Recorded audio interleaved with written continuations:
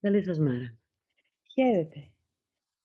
Καθώς προχωράμε σε αυτά τα μαθήματα, ο νους μας γίνεται πιο δεκτικός να κατανοηθούν ιδέες που ίσως ποτέ δεν τις είχαμε σκεφτεί έτσι. Ας πούμε την ιδέα του να υπάρχει κάτι χωρίς αντίθετο, δηλαδή κάτι που δεν θα το ζευγαρώσουμε στο νου μας καλό-κακό ή πολύ-λίγο. Στο επίπεδο του πνεύματος τα πράγματα δεν έχουν αντίθετα. Στο επίπεδο βέβαια του σώματος και του εγώ, όχι μόνο έχουν αντίθετα, αλλά και το επιδιώκουν και φτάνουν και σε πολύ μεγάλες διαστρεβλώσεις. Πάρτε για παράδειγμα τα δώρα. Πόσες φορές δεν έχουμε πει όταν μας κάνουν ένα δώρο, «Α, δεν έπρεπε να ξοδευτείς». Γιατί στον κόσμο του εγώ, το να προσφέρω κάτι σημαίνει να μην το έχω πια. Αλλά αυτό δεν ισχύει στον κόσμο του πνεύματος. Καλώς ορίσατε λοιπόν στο υπέροχο μάθημα 105. Η ειρήνη και η χαρά του Θεού είναι δικές μου. Η ειρήνη και η χαρά του Θεού είναι δικές σου.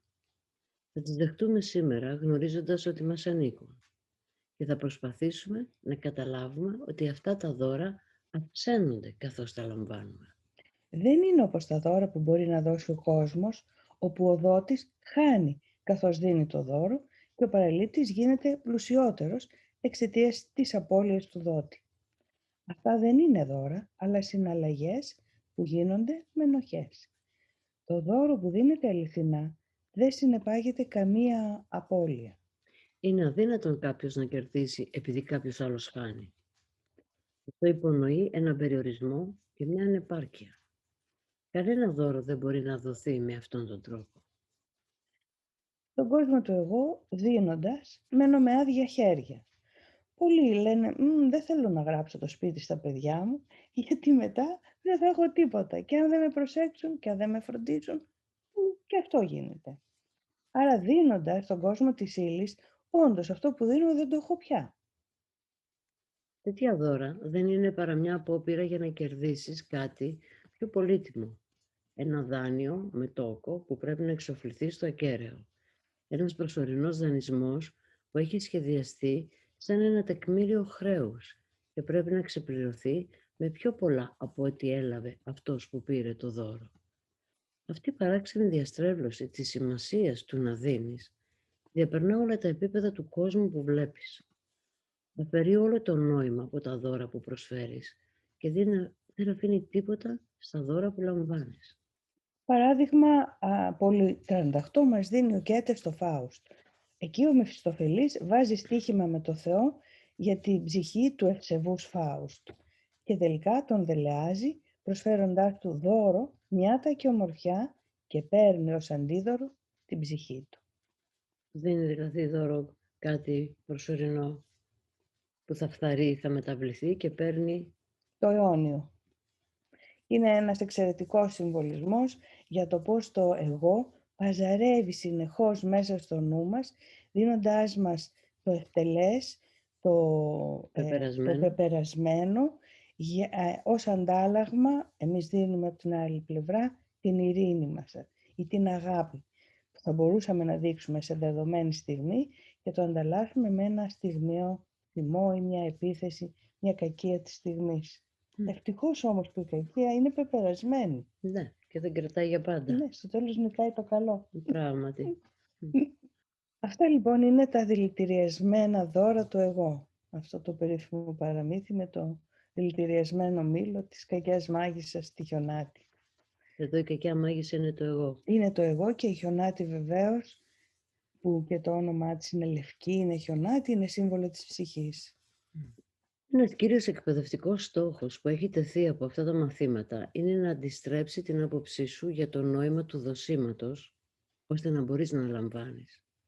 Διότι το δώσιμο έχει γίνει μια πηγή φόβου. Έτσι θα ήθελες να αποφύγεις το μόνο μέσο με το οποίο μπορείς να λάβεις. Αποδέξου λοιπόν την ειρήνη και τη χαρά του Θεού και θα μάθεις ένα διαφορετικό τρόπο με τον οποίο να κοιτάζεις ένα δώρο. Τα δώρα του Θεού ποτέ δεν θα λιγοστέψουν όταν χαρίζονται, μόνο να αυξάνονται με αυτόν τον τρόπο. Αυτό εννοεί ότι επεκτείνεται. Ναι, καθώς δίνεται, μοιράζεται και αυτό εννοεί αυξάνονται καθώς δίνονται τα δώρα του Θεού. επεκτείνονται και ενισχύονται. Όχι μόνο καθώς τα μοιράζεσαι με τους άλλους, αλλά ενισχύονται και μέσα σε αυτόν που τα δίνει. Δηλαδή, αν σου δώσω αυτό το στυλό, δεν θα το έχω πια. Ναι, Αλλά αν σου δώσω αγάπη, θα την έχω. Δεν θα χαθεί, δεν θα φύγει από εμάς η αγάπη όταν τη μοιραστούμε με τους άλλους, ίσα ίσα θα ενισχυθεί. Γιατί να θυμηθούμε αυτό που λέμε. Πρώτα εμείς πίνουμε από το κρασί που κερνάμε, ό,τι και αν είναι. ναι, Ειδού λοιπόν αυτές οι συναλλαγές που κάνουμε, που ναι. τις λέμε δώρα και ανταλλαγές και αγάπη. Στον κόσμο του εγώ, η αγάπη δεν είναι δώρο της καρδιάς, αλλά μέσω χειρισμού και συναλλαγή. Για να σ' αγαπάω πρέπει Μου δώσεις σε αντάλλαγμα. να κάνεις αυτό, να είσαι αυτό, να συμπεριφέρεσαι έτσι. Ή δεν σ' αγαπάω πια γιατί δεν κάνεις όπως εγώ θα ήθελα. Χειριζόμαστε λοιπόν ο ένας τον άλλον στις σχέσεις μας. Όλοι το κάνουμε αυτό γιατί έχουμε αποκοπεί από την αληθινή έννοια της αγάπης, πρώτα απ' όλα προς τον εαυτό μας. Θα λέγαμε λοιπόν ότι όταν κάνουμε αυτό, ειδικά στο θέμα της αγάπης ή της χαράς, σου δίνω αυτό σε αντάλλαγμα εκείνου, ή στις πολύ ιδιαίτερες σχέσεις ιδιαίτερα, με τους Ναι. αγαπημένους γίνεται αυτό κατά κόρον θα λέγαμε, τότε με αυτό που κάνουμε είναι μια μεταμφίεση των δώρων του Θεού, αλλά με τον τρόπο του εγώ. Ακριβώς, και θα έλεγα ότι ξεκινάει, πηγάζει από την καρδιά μας την αληθινή η αγάπη, αλλά έρχεται γρήγορα το εγώ και την παίρνει και την χρησιμοποιεί με το δικό του τρόπο. Και ενώ γίνεται μια αυθόρμητα στοργική κίνηση, έρχεται το εγώ και λέει εγώ τι θα κερδίσω δηλαδή. Και αρχίζουν αυτού του τύπου οι ασυνείδητες συναλλαγές, οι οποίες είναι και η αιτία για τις ρήξεις στις σχέσεις μας. Γιατί αισθάνομαι ότι δεν έχω κερδίσει σε αυτή τη σχέση, δεν με αγάπησες όσο ήθελα. Όμως η ειρήνη και η χαρά του ουρανού εντείνονται όταν τις αποδέχεσαι ως το δώρο του Θεού σε σένα. Έτσι και η χαρά του δημιουργού σου μεγαλώνει όταν αποδέχεσαι τη χαρά και την ειρήνη του ως δικές σου. Το αληθινό δώσιμο είναι δημιουργία. Εδώ μας λέει λοιπόν Μαρία ότι ο δημιουργός, η ίδια η φύση της δημιουργίας είναι μια προσφορά, έτσι δεν είναι? Το μοίρασμα. Ακριβώς, δηλαδή καθώς δημιουργεί, κάτι προσφέρει. Ναι. Ο δημιουργός που δημιουργεί τον ιό, κάτι προσφέρει, του προσφέρει. Όμως αυτή ακριβώς καθ' αυτή η λειτουργία της προσφοράς, που είναι δημιουργία, είναι ταυτόχρονα χαρά, είναι ειρήνη, είναι επέκταση. Γι' αυτό, ναι, σωστά σημειώνει η Ρόρη, Είναι που λέει ότι και εμείς χαιρόμαστε όταν κάνουμε δώρο. Αλήθεια είναι. Αλλά σκέψου, θυμήσου, τη χαρά που είχες ψάχνοντας να βρεις ένα δώρο για κάποιον που το ψάχνεις με την καρδιά σου και να του αρέσει και να είναι στο χρώμα ή στο σχέδιο ή ό,τι. Και του το έδωσες και το πήρε, θυμήσου μια περίπτωση, που το πήρε και είπε δεν μου αρέσει και πολύ. Ή εντάξει, και είδες ότι κάπως το παραμέρισε και δεν το έκανε τίποτα το ιδιαίτερο. Δεν χάθηκε η χαρά σου. Πού πήγε η χαρά σου? Εκείνη τη στιγμή δεν πέσαν λίγο τα φτερά της χαράς σου? Δεν μειώθηκε? Ίσως και να θύμωσες. Κοίταξε τι αγενείς.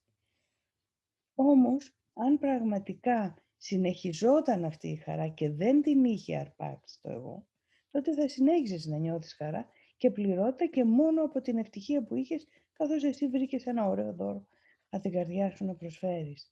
Το πρόβλημα λοιπόν είναι ότι ξεκινάμε με καλές προθέσεις, αλλά τις αρπάζει το εγώ και δεν το παίρνουμε είδηση. Ναι, Έτσι, τσακ, μπαμ. ναι, ακριβώς. Αλλά στον κόσμο του πνεύματος τα πράγματα είναι τελείως διαφορετικά, γιατί το πνεύμα είναι συνεχές, δεν χάνει. Τα δώρα που προσφέρεις από το πνεύμα μέσα σου, ο εαυτός σου τα λαμβάνει. Είσαι ο δωρητής και ο δωρολήπτης ταυτόχρονα. Αν καταφέραμε δηλαδή να συντηρήσουμε τη χαρά μας από την κίνηση του δώρου, ανεξάρτητα από την αντίδραση του άλλου, τότε έχουμε συνεχίσει να έχουμε κίνηση από το πνεύμα. Αν όμως έχει διακύμανση η χαρά μας ανάλογα με την αντίδραση αυτού που θα λάβει το δώρο, τότε το έχει πάρει το εγώ.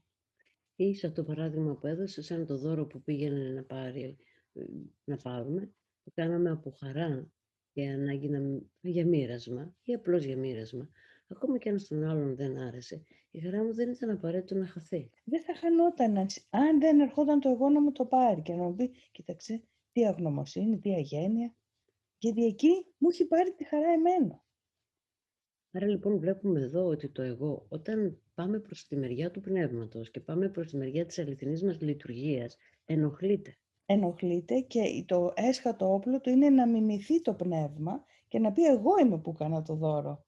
Δεν ήταν το πνεύμα. Έτσι. Θα αποδέξω σήμερα την ειρήνη και τη χαρά του Θεού ως δικές σου. Άφησέ τον να ολοκληρώσει τον εαυτόν του, όπως αυτός ορίζει την ολοκλήρωση. Και καταλάβεις ότι αυτό που τον ολοκληρώνει πρέπει επίσης να ολοκληρώνει και τον Υιό του. Αυτός δεν μπορεί να χάνει όταν δίνει. Ούτε και εσύ μπορείς. Λάβε το δώρο του της χαράς και της ειρήνης σήμερα και αυτός θα σε ευχαριστήσει για το δώρο που του προσφέρεις. Η ειρήνη και η χαρά του Θεού είναι δικές μου. Λάβε λοιπόν το δώρο. Δεχόμενος ότι είναι δική μας η ειρήνη και η χαρά. Πρακτική εφαρμογή. Οι περίοδοι της εξάσκησής μας σήμερα θα αρχίζουν λίγο διαφορετικά. Άρχεται σήμερα σκεπτόμενος εκείνους τους αδερφούς, τους οποίους έχεις αρνηθεί την ειρήνη και τη χαρά, που είναι το δικαίωμά τους, κάτω από την ισότητα των νόμων του Θεού. Εδώ αρνήθηκες την ειρήνη και τη χαρά στον εαυτόν σου. Και εδώ πρέπει να επιστρέψεις για να τις διεκδικήσεις ως δικές σου. Ένα ωραίο ερώτημα εδώ για όλους μας θα ήταν πόσες φορές έχω αρνηθεί τη χαρά στον εαυτό μου. Πόσες φορές μου αρνήθηκα τη χαρά. Ούκο λίγες. Για ποιο λόγο ακριβώς? Άξιζε ο λόγος. Εγώ δεν άξιζα, γι' αυτό δεν έπρεπε να πάρω τη χαρά. Έπρεπε εγώ να είμαι θύμα. Είναι πάλι αυτό, ότι το εγώ καθώς πηγαίνω προς τη μεριά του πνεύματος και τη λειτουργία μου, με σταματάει, μπαίνει στη μέση. Και πολλές φορές αναρωτιόμαστε, μα όλα καλά μου πάνε, γιατί δεν έχω χαρά. Ναι, πολλοί κόσμος το Και νιώθει νιώθω αυτό. και ανοχή, γιατί λέω, βρε παιδί μου, ούτε άρρωστη είμαι, ούτε φτωχή, να μην έχω να φάω. Γιατί δεν νιώθω χαρά? Είναι αυτή η σύγχυση στο νου που φέρνει το εγώ. Και καθώς αυτό το διάστημα ασχολείστε με τα μαθήματα θαυμάτων, τέτοια κύματα σύγχυσης το εγώ θα τα φέρνει στο νου σας και θα σας μπερδεύει. Και θα λέτε, αφού ασχολούμαι με τόσο ωραία πράγματα, τι είναι αυτό που με κάνει και ξαφνικά νιώθω μια θλίψη ή δεν έχω τη χαρά που θα ήθελα ή χάνω και το νόημα, ενώ το βρίσκω, το χάνω την ίδια στιγμή. Έτσι λοιπόν αυτό είναι η προέκταση του ερωτήματος που είχε βάλει χθες η Μαρία. Γιατί νιώθω θλίψη, ενώ κάνω την άσκηση, η χαρά και η ευτυχία, η ενή κληρονομιά μου. Γιατί το χάνω, γιατί δεν νιώθω αυτά καθόλου και νιώθω μόνο θλίψη? Γιατί μπαίνει το εγώ στη μέση. Αλλά θα σας πούμε και κάτι. Αν παρατηρήσετε, έχουν τα πράγματα μία περιοδικότητα. Αν κάνετε υπομονή, θα περάσει.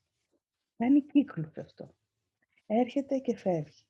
Και όσο θα περνάει ο καιρός, τόσο λιγότερο θα διαρκεί η ύφεση και τόσο περισσότερο θα αυξάνεται μια αίσθηση εσωτερικής ειρήνης και σιγουριάς. Θέλει υπομονή και μια μακροσκοπική παρατήρηση για να δείτε το φαινόμενο αυτό. Νομίζω ότι αυτό που λες είναι από τα πιο σημαντικά πράγματα που μπορούμε να υπογραμμίσουμε. Δηλαδή, μην το παίρνουμε στα σοβαρά, τη θλίψη ή αυτό που νιώθουμε. Μην νομίζουμε ότι είναι μόνιμο. Δηλαδή, να μην του δώσουμε περισσότερη αξία. Ναι, Ήρθε, θα περάσει. και αυτό θα περάσει. Και αυτό θα περάσει. Αν αυτό είναι μόνιμα το μότο μας, τότε δεν θα το κάνουμε αληθινό. Μπορούμε να το δούμε ότι υπάρχει, αλλά δεν είναι το αληθινό. Αυτό μας λες. Είναι κάτι σαν πονοκέφαλος. Δηλαδή δεν κρατάει αιώνια. Υπάρχει τόσο πονοκέφαλος. Αν θυμηθώ πόσες φορές είχα πονοκέφαλο και μετά πέρασε και είπα «Α, μου πέρασε, πότε μου πέρασε». Έτσι ακριβώς συμβαίνει και με αυτά τα κύματα θλίψης. Αυτά τα σκαμπανεβάσματα στη χαρά και στην ειρήνη και μετά στη θλίψη και πάλι από την αρχή. Άρα να μην του δίνω σημασία. Ναι. Να μην το κάνω πραγματικό για μένα. Και να μην θεωρώ ότι θα είναι αιώνιο. Όχι, Ναι. θα περάσει. Ναι. Συλλογίστε τους εχθρούς του για λίγο και λέγε στον καθένα καθώς έρχεται στο νου σου. Αδερφέ μου, σου προσφέρω ειρήνη και χαρά, ώστε να μπορέσω να έχω την ειρήνη και τη χαρά του Θεού δικές μου. Έτσι προετοιμάζεις τον εαυτό σου να αναγνωρίσεις τα δώρα που σου δίνει ο Θεός και ελευθερώνεις τον νου σου από το κάθε τι που θα εμπόδιζε την επιτυχία σήμερα. Τώρα είσαι έτοιμος να δεχθείς το δώρο της ειρήνης και της χαράς που ο Θεός σου έχει δώσει. Τώρα μπορείς να βιώσεις την ειρήνη και τη χαρά που έχεις αρνηθεί στον εαυτό σου. Τώρα μπορείς να πεις η ειρήνη και η χαρά του Θεού είναι δικές μου, επειδή έχεις δώσει αυτό που θα ήθελες να λάβεις. Και καθώς το δίνουμε, από ό,τι καταλαβαίνουμε εδώ από αυτό που μας λέει, το μοιραζόμαστε. Και καθώς το μοιραζόμαστε, επεκτείνεται. Που έχεις εδώ την ερώτηση, Αναστασία, θα μπορέσετε να μας μιλήσετε λίγο περισσότερο για το πώς επεκτείνουμε τη χαρά και την ειρήνη. Όπως ακριβώς το κάνετε εδώ. Καθώς ανοίγουμε την πλατφόρμα, αυτές οι καλημέρες, οι όμορφες, με αυτές τις ευχές που δίνει ο ένας στον άλλον, κάνει ακριβώς αυτό. Δηλαδή όταν ευχόμαστε εδώ, καλημέρα, πώς χαρά, γαλήνη, ειρήνη, καλημέρα με αγάπη, αποχείο, καλημέρα κτλ. Όλες αυτές τις καλημέρες οι γεμάτες χαρά και ευχές. Όταν το κάνουμε, τις χάνουμε. Δίνω και το χάνω. Όχι. Το αντίθετο ακριβώς όμως. Καθώς το κάνω, επεκτείνεται και το μοιράζομαι με τους άλλους και έτσι αυξάνει. Αυτή είναι η διαφορά από τα δώρα του εγώ. Τα δώρα του εγώ δεν αυξάνονται, το αντίθετο, μειώνονται. Τα δώρα του Θεού αυξάνονται καθώς μοιράζονται. Στην άσκηση σήμερα που μας προτείνει κάθε φορά που θα ταραχτούμε με κάποιον να πούμε ειρήνη και χαρά σου προσφέρω αδελφέ μου, μας καλεί όχι μόνο να μετατοπιστούμε το θυμό ή την ταραχή που έχουμε με κάποιον, αλλά αυτά αφού φύγουν από το νου να αναδυθεί η ειρήνη και η χαρά που πρέπει πρώτα να τη βιώσω εγώ για να μπορώ να την προσφέρω στον άλλον. Και έτσι πραγματικά έχω πιει από το κρασί που θα κεράσω. Και έχουμε ακριβώς αυτή την εμπειρία με αυτό το παράδειγμα του πρωινού εδώ και με τον διαλογισμό βεβαίως που θα κάνουμε μετά. Η άσκηση λοιπόν μας προτείνει σήμερα όποιος ή ό,τι κι αν μας ταράξει να λέμε σου προσφέρω ειρήνη και χαρά αδελφέ μου. Και μας ενθαρρύνει. Πρέπει να πετύχει σήμερα αν προετοιμάσεις το νου σου όπως υποδεικνύουμε. Διότι έχεις αφήσει όλα τα εμπόδια στην ειρήνη και στη χαρά να αρθούν και ό,τι είναι δικό σου να μπορέσει επιτέλους να έρθει σε σένα. Πες λοιπόν στον εαυτό σου ότι η ειρήνη και η χαρά του Θεού είναι δικές μου και κλείσε για λίγο τα μάτια σου και άφηνε τη φωνή του να σε διαβεβαιώνει ότι τα λόγια που λες είναι αληθινά. Η ειρήνη και η χαρά, Ιουλία μου, του Θεού είναι δικές μας λέει.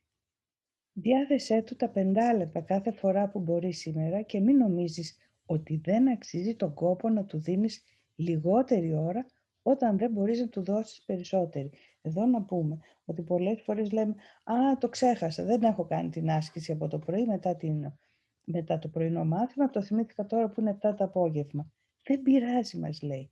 Και τώρα που το θυμήθηκες, κάντο. Και αν δεν θες να διαθέσεις ή δεν μπορείς 5 λεπτά, και μόνο μια στιγμή που θα σκεφτείς η ειρήνη και η χαρά του Θεού είναι δικές μου, έχεις κάνει ένα τεράστιο δώρο στον εαυτό σου και σε όλη την ανθρωπότητα. Και θα το δεις με το χρόνο την αξία αυτού του δώρου. Γι' αυτό εδώ ο Ιησούς το προβλέπει ότι θα το ξεχνάμε. Αλλά λέει δεν πειράζει, μην θεωρείς ότι δεν αξίζει τον κόπο και λιγότερη ώρα αν θα το θυμηθείς λιγότερο. Να θυμάσαι τουλάχιστον μας λέει, να λες κάθε μια ώρα τα λόγια που τον καλούν να σου δώσει ό,τι αυτός θέλει να σου δώσει και ό,τι αυτός θέλει να λάβεις. Αποφάσισε να μην παρέμβεις λοιπόν σήμερα στο θέλημά του, να πεις «Αν δεν το έκανα, οπότε άστο δεν έχει νόημα». Έχει νόημα λέει, θυμίσου το να το πεις. Και αν ένας αδερφός φαίνεται να σε παρασύρει, να αρνηθείς το δώρο του Θεού σε αυτόν, δες το αυτό σαν μια ακόμη ευκαιρία να αφήσεις τον εαυτόν σου να λάβει τα δώρα του Θεού ως δικά σου. Μετά ευλόγησε τον αδερφό σου με ευγνωμοσύνη και πες «Αδερφέ μου, ειρήνη και χαρά σου προσφέρω για να έχω την ειρήνη και τη χαρά του Θεού δικές μου. Γιατί αν δεν την προσφέρω δεν θα την έχω. Ναι. Την κρύβω. Ναι, και δεν τη βιώνω κι εγώ. Και εγώ δεν τη βιώνω κι εγώ. Έτσι λοιπόν, ας είναι η μέρα μας ένα δεύτε λάβετε φως. Γιατί σκεφτείτε το εξής. Ειδικά το φως, το κεράκι αυτό της Ανάστασης που ανάβουμε, επειδή θα ανάψει κάποιος από το κερί σου, θα χαθεί η φλόγα στο δικό σου κερί. Ίσα ίσα. Όσο περισσότεροι έρθουν από το δικό σου κεράκι, τόσο περισσότερο θα αυξηθεί το φως. Είναι ένα εξαιρετικό παράδειγμα, ακόμα και στον κόσμο των μορφών, πως κάτι όταν δωρίζεται μπορεί και να μην χάνεται, αλλά να επεκτείνεται. Αυτό δεν... Και να σχολιάσουμε 2 μηνύματα της Βασιλικής. Έχω βρεθεί σε μια θέση να οριοθετηθώ απέναντι στον αγαπημένο μου, ο οποίος μη αγαπώντας τον εαυτόν του και εκθέτοντάς τον σε κίνδυνο, αισθάνθηκα ότι εκθέτει και εμένα. Δεν ήθελα να μείνω κοντά του από αγάπη για μένα, ενώ βάδιζε προς μια καταστροφική για την υγεία του συμπεριφορά. Τι σκέψεις σας γι' αυτό? Βασιλική, πράγματι, πολλές φορές μέσα στο όνειρο χρειάζεται να απομακρυνθούμε από κάποιες σχέσεις για να προστατεύσουμε τον εαυτό μας. Μέσα στο όνειρο έτσι είναι η συνθήκη και είναι μία πράξη φροντίδας για τον εαυτό, να μην αφινόμαστε σε καταστάσεις που είναι κακοποιητικές. Η επέκταση αυτής της φροντίδας για τον εαυτό είναι να επεκτείνω το νου μου και να σκεφτεί ταυτόχρονα ότι στο άλλο επίπεδο, το αληθινό, ούτε εγώ ούτε ο άλλος είμαστε σε κατάσταση αντιπαλότητας ή φθοράς ή κακοποίησης. Είμαστε ενωμένοι και να θέλω να το θυμηθώ αυτό. Μπορώ λοιπόν να με απομακρύνω σωματικά, αλλά πνευματικά να θέλω να θυμηθώ και να θέλω κάποια στιγμή να βιώνω μόνο αυτό που είναι ότι είμαστε ένα ως πνεύμα. Που συμπτωματικά η Ρόρη σχολιάζει. Εχθές στεναχωρήθηκα από ένα δικό μου άνθρωπο, αλλά την άλλη στιγμή μου ήρθε στο νου ότι είναι φως. Είναι ακριβώς αυτό το γεφύρωμα. Μπορώ δηλαδή να με απομακρύνω σωματικά, αλλά όχι ως ψυχή. Και αυτή είναι η θέση και του πνεύματος. Δεν μας κρίνει από τις πράξεις μας, αλλά από το τι είμαστε. Το εγώ μας κρίνει από τις πράξεις μας. Το εγώ κρίνει βάσει των μορφών. Το Άγιο Πνεύμα κρίνει βάσει του περιεχομένου. Ωραία. Πολύ όμορφα για σήμερα. Ας μοιράσουμε δώρα ο ένας τον άλλον, λοιπόν. Ας βιώνουμε την ειρήνη και τη χαρά κάθε ώρα, να θυμόμαστε να το λέμε, για να μην πω και πιο συχνά. Και όταν βλέπουμε κάποιον, νοεράς του στέλνουμε αυτό το δώρο. Ειρήνη και χαρά σου προσφέρω, αδερφέ μου, για να είναι δικές μου. Ωραία. Καλημέρα. Καλή εξάσκηση. Χαίρετε.